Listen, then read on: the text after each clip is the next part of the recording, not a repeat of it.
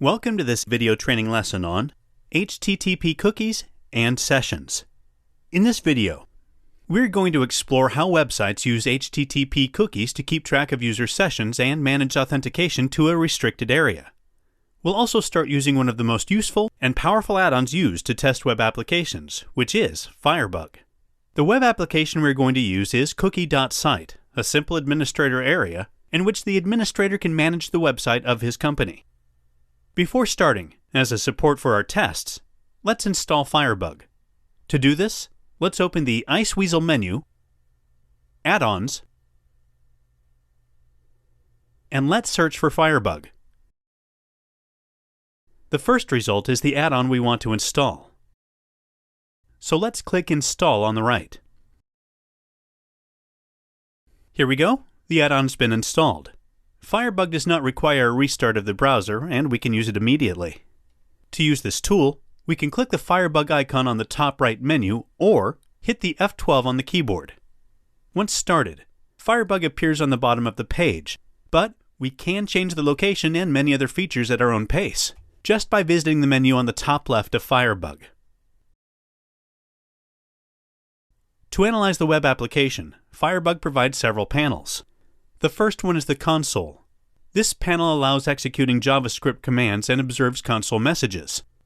We can also inspect and manipulate the DOM, CSS, and the scripts contained in the current page.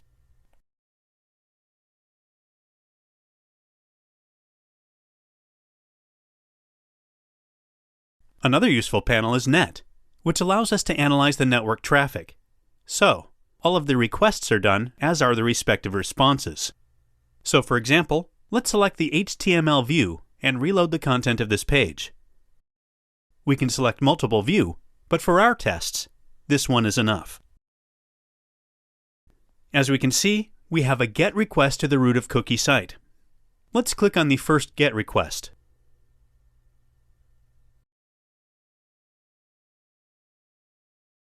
As we can see, Firebug organizes the connection by headers, response, and so on. In the request headers, we can see the header we sent during the request of this page.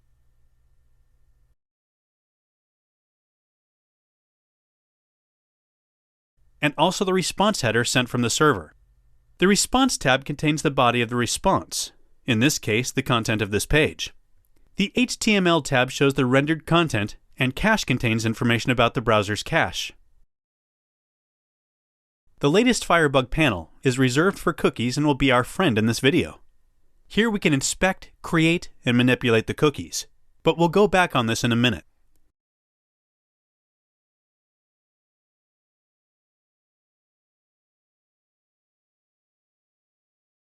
First, let's log into the administration area using our credentials.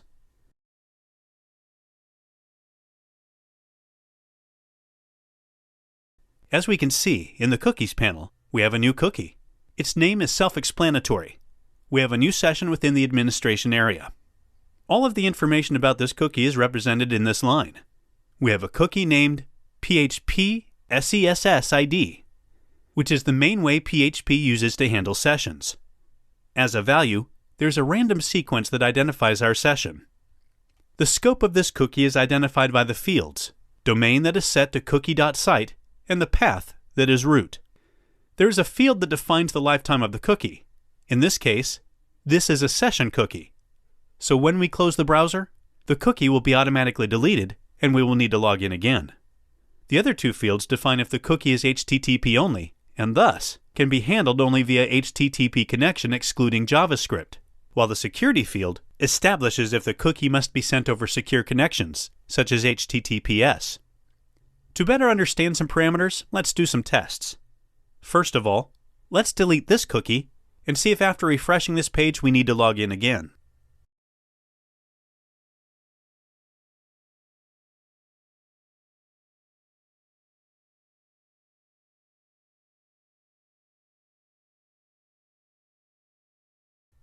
As we can see, we need to log in again because our cookie jar is empty and the application doesn't recognize us.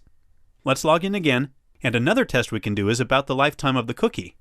It is a session cookie, so if we close the browser, we should lose our session because the cookie will be deleted. And in fact, the site does ask us to log in again. This is because, as we can see from Firebug, we don't have any valid cookie for this application. Let's log in once again, but this time, let's perform some tests on the HTTP-only flag of the assigned cookie. As we said before, if the flag is not set, we can even access this cookie via JavaScript. So, let's open the console panel and read the cookie from JavaScript. To do this, the syntax is simple. The cookies are stored within the document object. So, calling the cookie property, we can see the cookie defined for this origin.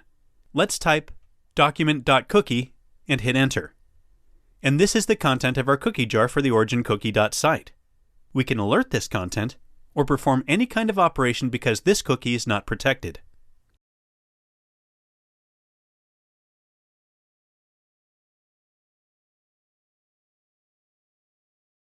Let's change the HTTP-only flag of this cookie to enabled. So, from the cookie panel, let's right-click on the cookie and select the Edit option. Let's put a tick to the HTTP-only flag and hit the OK button. Now, our cookie is no longer accessible via JavaScript. Let's repeat our previous tests to check if it's true. By typing in the console the command document.cookie, we can see an empty string. This means that we don't have in our cookie jar cookies for this domain that are ready to be used with JavaScript. And of course, if we want to alert the document cookie, the result will be an empty alert message. So this is how the HTTP-only flag protects our cookies. Let's now analyze what happens if we log out from the web application. As we can see, we are logged out and redirected to the login page, but the cookie is still there. So what happened? The web application has just invalidated the content of our session, and therefore, this cookie is no longer valid. We need to log in again and obtain a new valid cookie.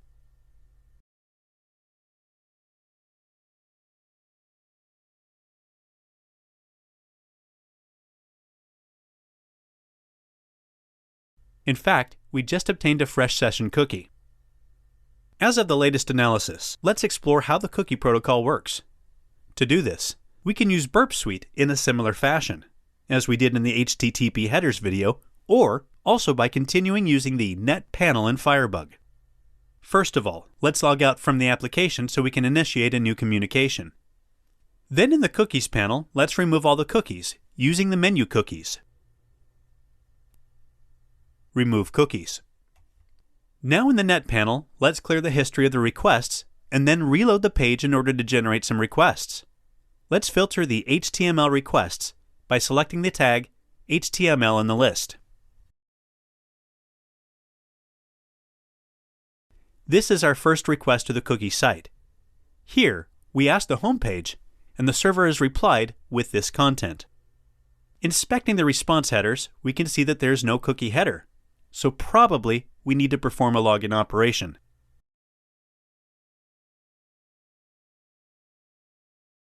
Let's perform our login.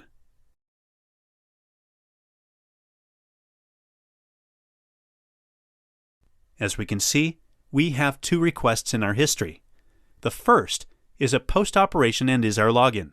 In fact, opening the Post tab, we can see our login parameter, that is the username and the password.